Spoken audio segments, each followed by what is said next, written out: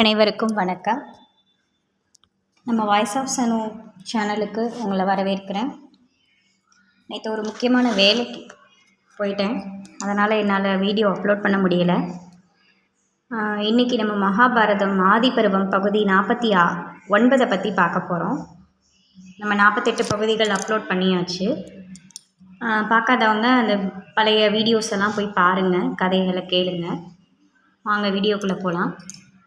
அர்ஜுனன் அந்த முதியவரை பார்த்து, நாங்கள் என்ன உதவி செய்ய வேண்டுமோ சொல்லுங்கள், செய்கிறோம் அப்படின்னு சொல்கிறான்.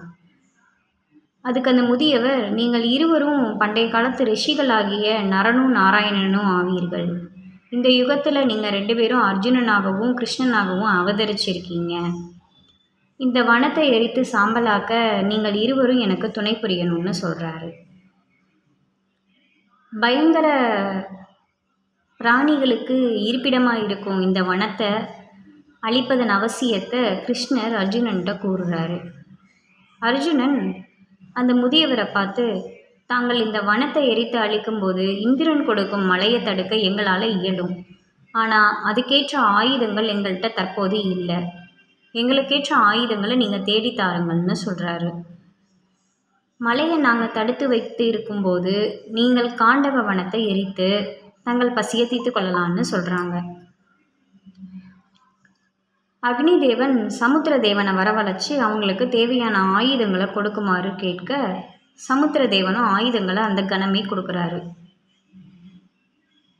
அர்ஜுனனுக்கு பிரசித்தி பெற்ற காண்டீப வில்லும் அதோடு எவ்வளவு எடுத்தாலும் குறையாத அம்புகள் நிறைந்த அம்பரா தூணிகள் 2ம் கிடைக்கிது. ஊக்கம் ததும்பும் 4 வெள்ளை குதிரைகள் பூட்டிய மேலான ரதம் ஒன்று வந்தது. அந்த ரதத்தில் வானர கொடி ஒன்று அமைக்கப்பட்டிருந்தது. கிருஷ்ணனுக்கு சுதர்சனம் என்னும் சக்கராயுதம் ஒன்றும் கௌமோதகி என்னும் கதாயுதம் ஒன்றும் கிடைக்கிது. இந்த ஆயுதங்களை பயன்படுத்தி 2 மூர்த்திகளும் அப்பாலடைந்த வனம் தீக்கிரையான பொழுது மழை பொழியாதபடி பார்த்து கொண்டாங்க. அந்த வானமும் அதிலிருந்து ஜந்துக்களும் அடியோடு அழிந்து போயின. மாயன் என்னும் அசுரன் ஒருவன் தீக்கு இரையாகும் நெருக்கடியிலிருந்து தன்னை காப்பாற்ற வேண்டும்னு அர்ஜுனன்கிட்ட கேட்குறான். அதன் விளைவாக அவன் ஒருவன் மட்டும் தப்பி பிழைக்கிறான்.